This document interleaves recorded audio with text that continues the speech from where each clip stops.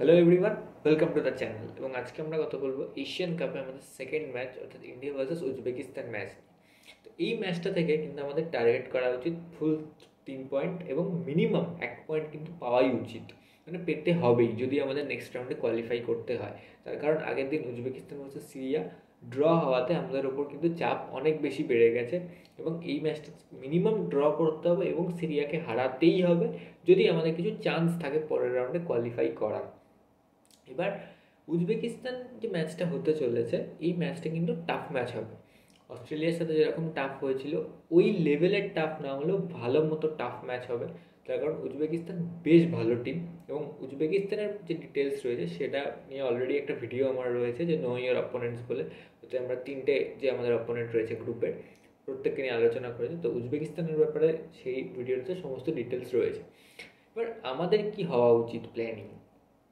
তো আগের দিনের ম্যাচটায় উজবেকিস্তান যে ওয়েতে খেলেছিল সেই সেম ওয়েতে যদি আমাদের এগেনস্টেও খেলে, আমাদের কিন্তু ম্যাচটা থেকে 1 পয়েন্ট কেন আমরা 3 পয়েন্টও পেতে পারি। তার কারণ হচ্ছে সিরিয়া এমন একটা টিম, সিরিয়ার সাথে আমাদের খুব বেশি ডিফারেন্স নেই। তো সিরিয়া যদি উজবেকিস্তানকে ড্রতে আটকাতে পারে, দেন আমরা কেন পারবো না? খুব বেসিক ব্যাপার। এবার উজবেকিস্তান এই টুর্নামেন্টের কিন্তু ডার্ক হর্স, তো ওদের কাছে এই ম্যাচটা জেতা কিন্তু মানে প্রপার ওদের ইন্টেনশন থাকবে যে এই ম্যাচটা থেকে ফুল 3 পয়েন্ট পাওয়া। তার কারণ এই ম্যাচটা যদি ওরা হেরে যায় বা ড্র করে, ওদের জন্য কিন্তু পরের রাউন্ডে যাওয়াটা অনেক বেশি চাপের। এবং যেহেতু ওরা অনেকটা বেশি শিওর ওদের কাছে যে পরের রাউন্ডে ওরা যাবে, তার জন্য এই ম্যাচটা কিন্তু ওদের জন্য ডু অর ডাই ম্যাচ। তো ওদের যে জেতার খিদেটা সেটা মারাত্মক থাকতো। এই ম্যাচটাও কিন্তু মারাত্মক টাফ হতে চলেছে। এবার আমাদের লাইন আপ কেমন হবে? তো প্রি ম্যাচ প্রেস কনফারেন্সে অলরেডি স্টিভ বলেছে যে কিছু চেঞ্জেস হবে এবং সাহাল কিন্তু এখনও এই ম্যাচটার জন্য ম্যাচ ফিট বা রেডি হয়নি, খুব লাইট কিছু ট্রেনিং করেছে। তো সাহালকে আমরা এই ম্যাচেও পাবো না। এবার আমি চাইবো ডেফিনেটলি 4-2-3-1 যে ফরমেশনটা আগের ম্যাচে খেলেছে সেই ফরমেশনটাই মেনটেন হোক এবং চেঞ্জেস হবে, তবে সেগুলো যেন হিউজ কিছু চেঞ্জেস না হয়। এবার 4-2-3-1টাই কেন মেনটেন করতে বলবো, তার কারণ এটা খুব প্রচণ্ড একটা ব্যালেন্সড ফরমেশন, যেটা আমি আগের দিনও বলেছিলাম এবং রিসেন্ট টাইমসে 4-2-3-1 কিন্তু আমরা সাকসেস পেয়েছি।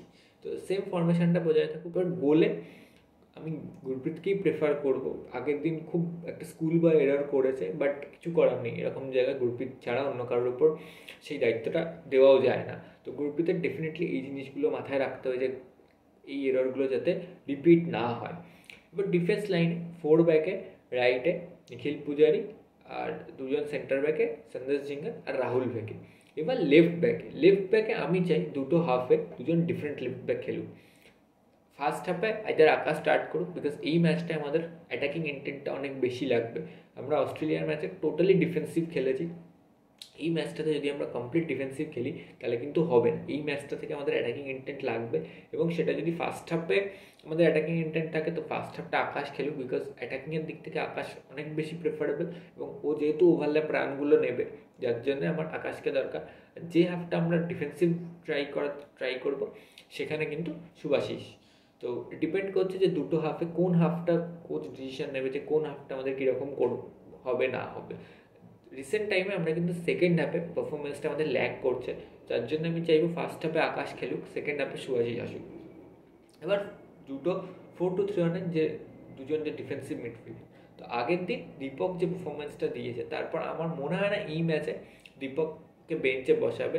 যদি বসায় তাহলে আপুইয়া সুরেশ দুজনকেই চাইবো, যদি না বসায় দেন আপুইয়া আর দীপক। এবার যে তিনজন মানে left wing, attacking midfielder, right wing. তো অ্যাটাকিং মিডফিল্ডারে ব্রেন্ডন খেলুক, বিকজ আমাদের এই ম্যাচটা যে অ্যাটাকের যে পোর্শনটা দরকার পড়বে সেটা আমার মনে হয় ব্রেন্ডার বেটার হ্যান্ডেল করতে পারবে, বা ব্রেন্ডনের জায়গায় থাপাও মেবি খেলতে পারে যেহেতু লিঙ্ক আপ প্লেটা ভালো হওয়ার জন্য। বাট ব্রেন্ডন খেলুক, তার কারণ সেট পিসেও আমাদের অনেকটা হেল্প হবে। এবার লেফটে মহেশ স্টার্ট করুক বা ছাংতে স্টার্ট করুক, আর একজন আমাদের বেঞ্চে থাকুক, মানে ওই দুজনের মধ্যে একজন বেঞ্চে থাকুক। তার কারণ হচ্ছে যেটা আমি আগেও বললাম যে সাবস্টিটিউট প্রচণ্ড ইম্পর্ট্যান্ট হবে। তো দুজন সলিড প্লেয়ারকে যদি আমি নামিয়ে দিই স্টার্টিংয়ে, সেটা কিন্তু কোনো লাভ হবে না, বিকজ আমাদের ওই 60 মিনিটের পর সাবস্টিটিউট প্রচণ্ড ইম্পর্ট্যান্ট হতে চলেছে এই ম্যাচটাতে। প্রপার সাবস্টিটিউশনের জন্য প্রপার ফ্রেশ লেগ উইংয়ে কিন্তু দরকার পড়বে এবং উইং প্লেটাই কিন্তু আমাদের একটা বড় অ্যাডভান্টেজ হবে এই ম্যাচটায়।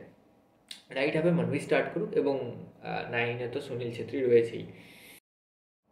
তো এটা হচ্ছে আমার প্রেডিক্টেড লাইন আপ। তো এবার আপনাদের কি মনে হয় বা এই ম্যাচটায় আমাদের অ্যাপ্রোচ কি হওয়া উচিত? আমি এটুকুই বলবো যে আমাদের ডিফেন্স বেটার করে, যেরকম অস্ট্রেলিয়ার সাথে খেলেছি ডিফেন্সটা সেম মেনটেন করে অনেকটা অ্যাটাকিং খেলা উচিত। এবার অ্যাটাকিং মানে এই না যে সারাক্ষণ আমরা অ্যাটাক করে গেলাম, ডেফিনেটলি করলে হবে না, বাট কাউন্টার অ্যাটাকিংটা আমাদের বাড়াতে হবে, তা না হলে আইদার ম্যাচ জিততে পারবো না। এই ম্যাচটা জেতার ইন্টেনশন নিয়ে নামতে হবে এবং মিনিমাম 1 পয়েন্ট, ম্যাক্সিমাম 3 পয়েন্ট, এটাই টার্গেট হওয়া উচিত।